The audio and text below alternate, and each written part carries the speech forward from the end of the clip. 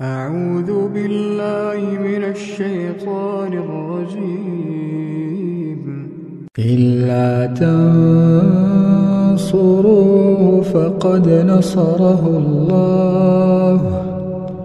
إذ أخرجه الذين كفروا ثاني اثنين إذ هما في الغار إذ يقول لصاحبه لا تحزن إن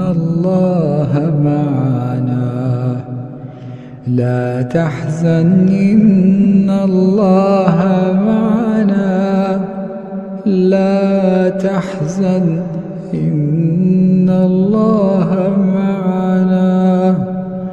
فأنزل الله سكينته عليه وأيده بجنود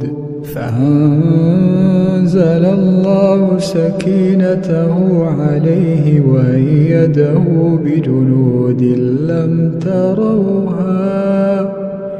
وجعل كلمة الذين كفروا السفلى